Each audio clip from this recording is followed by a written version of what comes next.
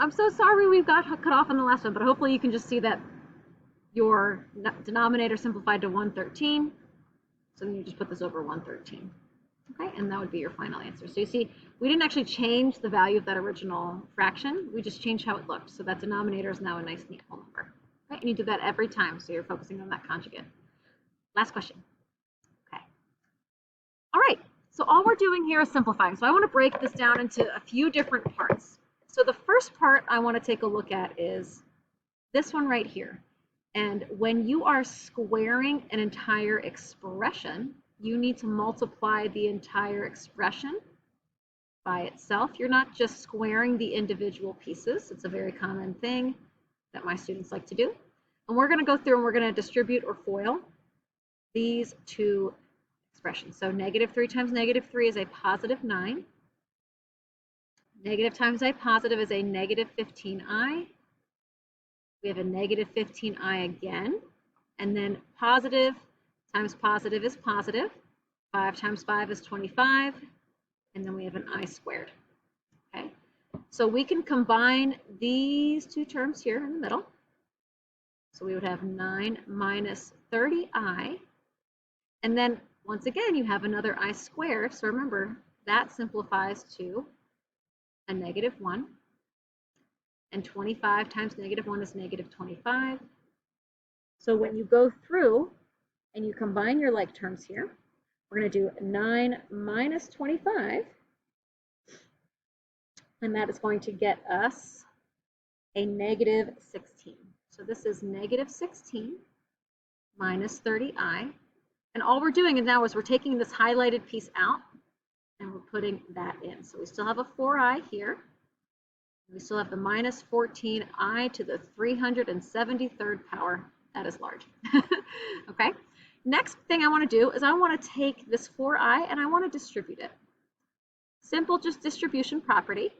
Okay, we're going to multiply over. So 4 times -16 is a -64, and then we have the I at the end. And then 4 times -30 is where we get -120. And then I times I is I squared. All right, so once again, you have I squared, which means this is really -64i minus 120 times -1. So just to simplify this, okay, a negative times a negative is a positive. And we always like to have the constant written first. That's in standard form. So this would be a +120 minus 64i. So those first two parts are done. Let's now focus on this guy here, okay? So this is going to simplify actually pretty nicely. And the way this works is you really need to think about your powers of I, okay? So there's I to the 0, I to the first, I to the second, and I to the third. These are the ones you really have to memorize. Anything beyond this is actually just a cycle of this pattern, okay?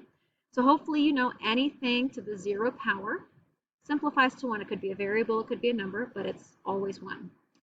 I to the first power is just itself, which is I. Now, I squared, we've said a bunch of times in here that it is equal to a -1. And now I to the third, I want you to think about that. I to the third is I times itself 3 times. This part here is actually I squared. And we have that I squared is equal to a -1. And -1 times I is -I. So here's our pattern, okay? And so any answer that we get is going to be a simplified version of one of these. So it's up to us to figure out which one is it going to be. How do we do that? Well, we're going to always do this same step. So we're going to focus on what the exponent is. Okay, what is that power? 373. Now, if you see here, like I said, it's always one of these 4 answers. If you were, my face here, if you were to do I to the 4th, okay, really, you have, that's I squared times I squared, -1 times -1 if you simplify it, which gives you 1. Oh, so I to the 0 and I to the 4th are the same, okay? And you're going to see this cycle continues. So what we're going to do here, since there are 4 terms in my cycle and the cycle repeats every 4 exponents, every 4 powers, we're going to take that 373, and this could be any number. It doesn't just have to be 373, but whatever power we're trying to simplify, we always divide it by 4. Okay, so how many times does 4 go evenly into 373? It goes in 93 times evenly. Now, the 93 part is not important. I actually care about something that you did possibly when you were in elementary school. So let's do 93 times 4. We get 372. We're going to subtract. This is the part that I care about. What's left over? That's what we call your remainder. Okay, a remainder is 1. Now, this remainder is actually going to be what the exponent on our answer is going to be. Okay, so this really means we're looking at I to the first, and I to the first is I. So this entire crazy large exponent actually just becomes minus 14I. It's crazy, okay? You're always taking whatever the power is, dividing it by 4, whatever the remainder is, lines up with one of these. So the 1 here, refer to the 1 there. If we had a remainder of 2, I would look at I squared, which is -1. If our remainder was 3, I would have -I. And if we didn't have a remainder, my answer would just be 1. Simplify pretty nicely.